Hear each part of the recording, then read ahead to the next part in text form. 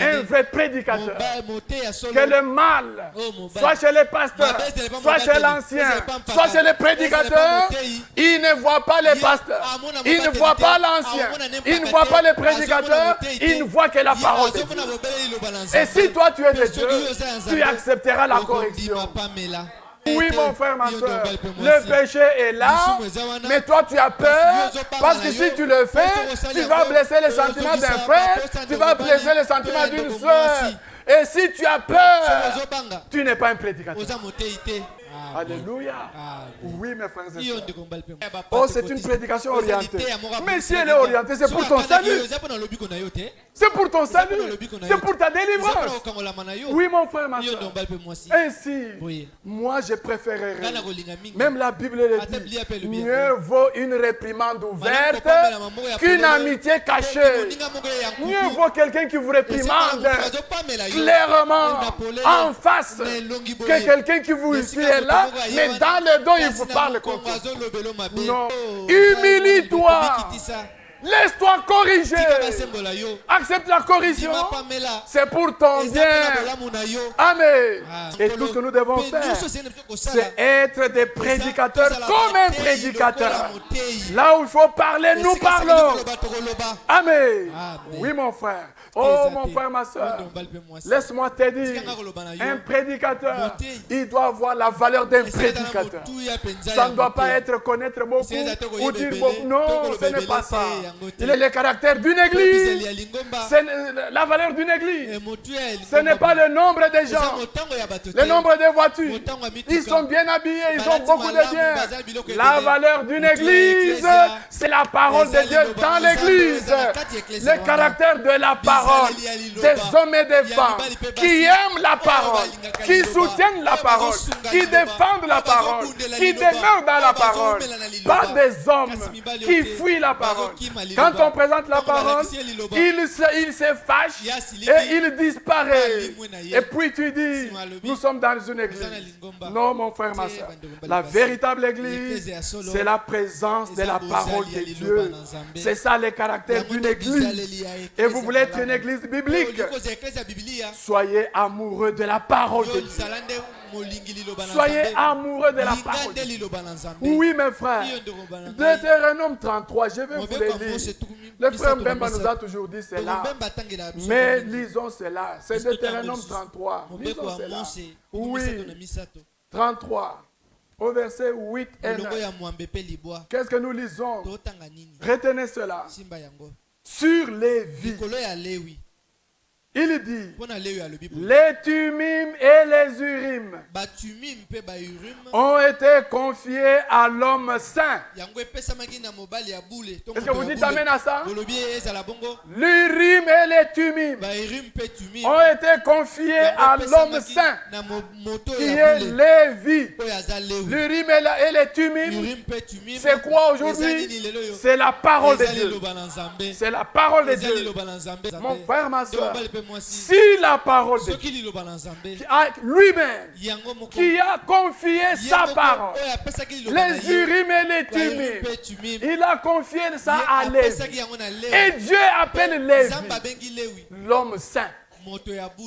L'homme à qui manipule la parole. Dans la Bible, même William Branham, il le met dans quelle catégorie? Les prédicateurs. Est-ce que vous savez dans quelle catégorie? Dans les catégories de Lévi. Ce sont les Lévites. Est-ce que vous savez ça? Est-ce que vous savez ça? Ils sont des Lévites. Il a confié à l'homme saint que tu as tenté à Massa. Et avec qui tu as contesté aux eaux de Meriba.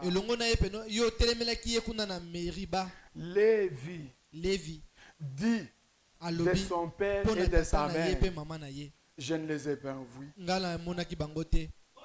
Il ne distingue point ses frères.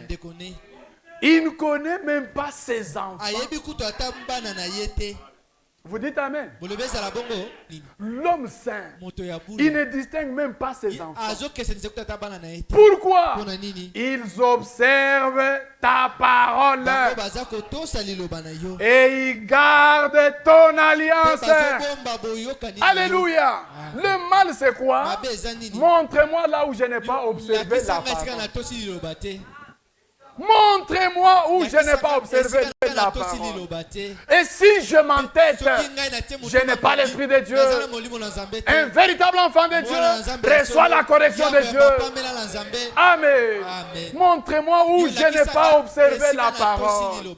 Montrez à l'homme Lévi, à l'homme saint, là où il n'a pas observé la parole. S'il est de Dieu, il doit revenir à la parole.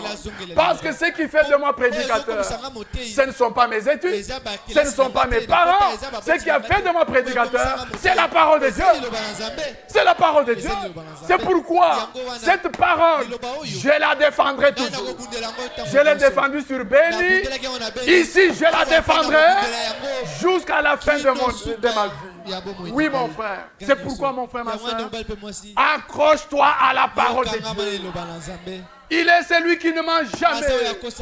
Il a dit, c'est lui qui croit en moi. Et mes sœurs, sur cette terre, je lui donnerai des frères. Je lui donnerai des mères. Je lui donnerai des sœurs. Pour vous dire quoi, mon frère? La parole de Dieu est la plus précieuse de votre vie. Église de Kingoulou, est-ce que vous aimez la parole? Amen. Si vous aimez la parole, aimez aussi la correction. Est-ce que vous aimez d'être corrigé? Qui aime être corrigé? Levez un peu les mains. Le Seigneur vous voit. Que Dieu vous bénisse. Aimez être corrigé. Moi, votre frère, je suis le premier à être corrigé. Amen. Beaucoup de frères le savent. Quand ils viennent me voir, oui, j'accepte la correction. Ainsi, mes frères bien-aimés, que cela puisse vous pénétrer pour vous dire que le Lévi, l'homme que Dieu appelle, complété, Dieu l'appelle. L'homme qui? L'homme saint.